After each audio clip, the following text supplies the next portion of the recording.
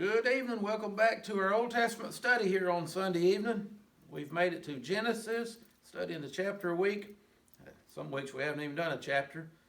And we'll probably do about half a chapter this week because it's a long one. Story about how Jacob deceived his daddy into getting Esau's birthright. Really, that shouldn't have had to happen because remember God said about it when the twins were born that the elder would serve the younger. We followed Isaac all through his life, and now Jacob and Esau. We've come down to this point in their life. We're going to get a lot of more stuff about Jacob in here, but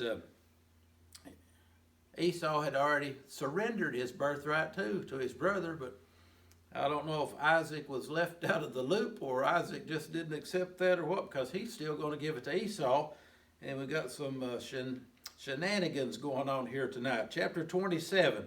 It came to pass that when Isaac was old, his eyes were dim, so that he could not see. And I tell you, I can relate to that. I fell down a bank this week and lost my glasses, and I think I spent a full 30 minutes patting around trying to find my glasses. And I finally saw them hanging up in a bush up there above me. But I guess back in Isaac's day, they didn't have glasses. When you got old and your eyes got dim, you just really was in trouble. So that's important to know, though. He can't see well for this story. He can't see well. His eyes were dim, so he could not see, and he called to Esau, his eldest son, which we found out too. Not only is Esau the older son, but he's Isaac's favorite son. Now, Rebekah, her favorite son is Jacob. He's the mama's boy. Esau's the daddy's boy.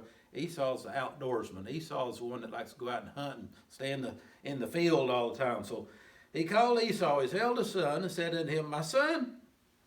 And he said unto him, Behold, here am I. And he said, Behold now, I'm old. I know not the day of my death. And we can all say that, whether you're young or old. We don't know how much longer we've got down here, do we? But the Bible says, Boast not thyself of tomorrow, for thou knowest not what a day may bring forth. So you've got the now. You don't always know that you got tomorrow. Lord willing, you will have. Lord willing, you may go on to heaven today too, or the other way if you don't know the Lord. I know not the day of my death. Now therefore take, I pray thee, thy weapons, your quiver and your bow. Go out to the field and take me some venison. Because he liked that old deer meat, didn't he? Deer chili he's wanting. Make me a savory meat, such as I love, and bring it to me, that I may eat, that my soul may bless thee before I die. Now, you got to keep in mind, back in this day, when the father was about to bestow the blessing upon the son, that this is like the equivalent of today, him going to the lawyer and getting it all set up, who's going to get what and everything else. You know, it's just a legal and binding thing. And Rebekah overheard that. Isaac's wife. Rebekah heard when Isaac spake to Esau his son. And Esau went to the field to hunt for venison and to bring it. Now Rebekah, her ears perked up, right? Says, no, wait a minute, she's thinking that blessing's supposed to be for the youngest boy in this case, but he's going to fool around here and still give it to Esau. And Rebekah spake to Jacob, her son. He said, you better get in here, listen, here's what I overheard your daddy telling your brother. And we're going to see if we can straighten this thing out. So everybody's kind of being out of line and deceitful here, you see. That's a great thing about the Bible. You know, it's not a great thing that our biblical heroes have their faults/sins. It's a great thing that the Bible don't do like you and I would do. If we were writing a book about our heroes and we ran across skeletons in their closet, we'd keep them in the closet. The Bible drags them right out on the living room floor, and it's a way of God saying to us that, hey, these people that are our heroes of the faith, they were sinners too, and the only way they made it was by grace through faith. And that gives you and I hope, don't it? We're not perfect, and they weren't either.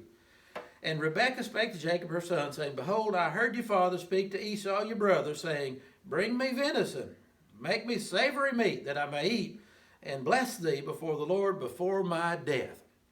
Now therefore, my son, Rebekah says to Jacob, Obey my voice, according to that which I command thee. Go now to the flock, and fetch me from thence 2 good kids. Go get 2 little old young goats out there. And she says, I can make that stuff taste just like that deer chili of the goats, and I'll make them savory meat for your father, such as he loves.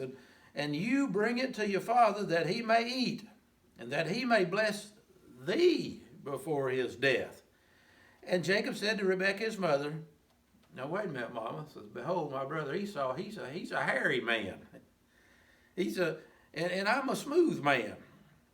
My father peradventure will feel me. I know Daddy can't see good, but when I take him that chili, he's going to feel me. And he said, that ain't Esau, that's Jacob. My father peradventure will feel me, and I shall seem to him as a deceiver. I got news for you, Jacob. You not only are going to seem like a deceiver, whether you get caught or not, you are a deceiver. I'll seem like a deceiver, and I'll bring a curse upon me, not a blessing. And his mother said unto him, upon me be thy curse, my son. Only obey my voice, and go fetch me them. And he went and fetched and brought them to his mother, and his mother made savory meat, such as his father loved. And Rebekah took goodly raiment of her eldest son Esau. So she went in there and got some of Esau's clothes and said, Jacob, you put on Esau's clothes because Esau smells like a man from the field.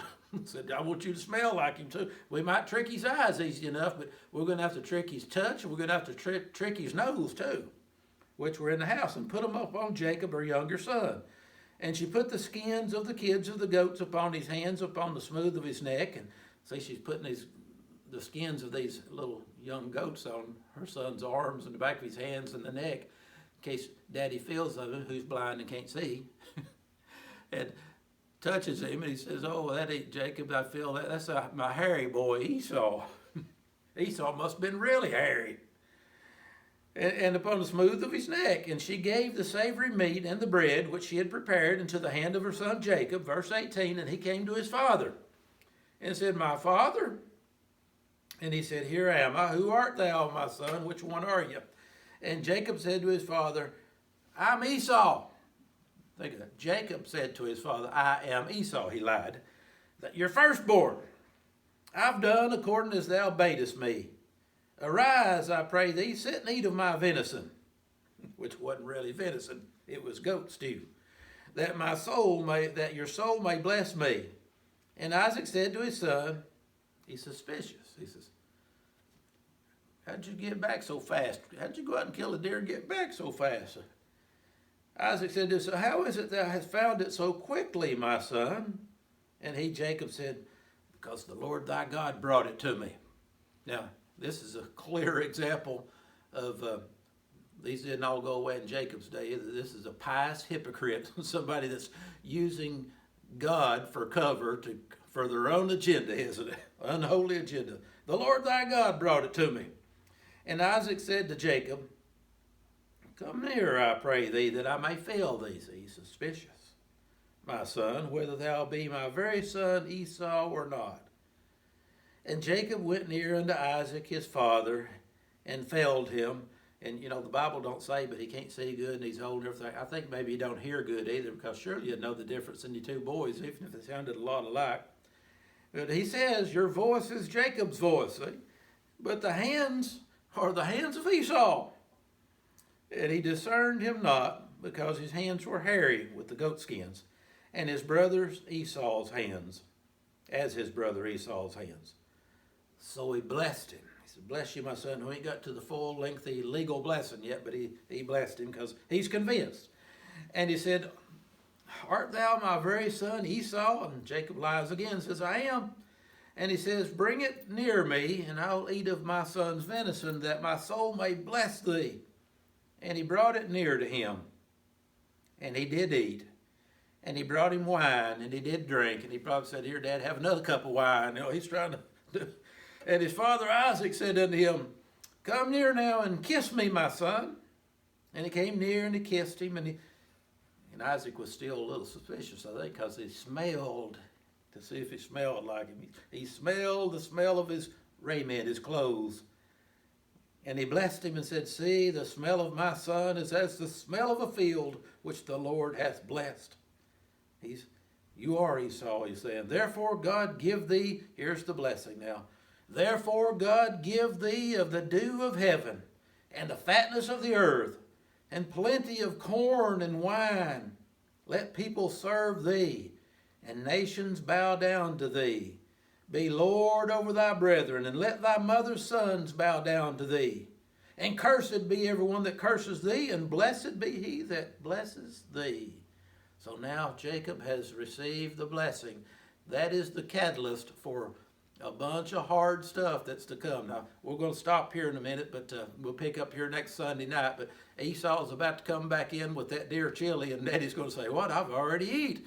And boy, it's going to be on then. Esau's going to swear that he says, I'm going to wait until Daddy's dead and gone, but then I'm going to kill my brother.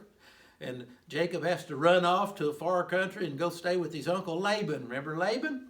He's going to live with him for a while. He didn't mean to go down there that long, but he ends up being down there 20 years, which it gets back to that old adage again that the preachers from yesteryear used to preach, that sin will take you farther than you wanted to go. It'll keep you longer than you meant to stay, and it will cost you more than you ever wanted to pay.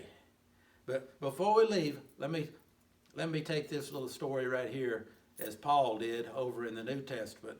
And he made a spiritual application that fits every one of us Christians too. When he took that line that said, the elder shall serve the younger, Paul talked about how the elder is like the representative of our fleshly human body, our carnal body. We're all born into a body of flesh, but then if you're Christians, then you were born again. So the born again body, the spiritual nature, is the younger of the two. But he says, now be careful to make sure that the elder serves the younger one and not the other way around. See you next week. We'll pick back up here on verse 30.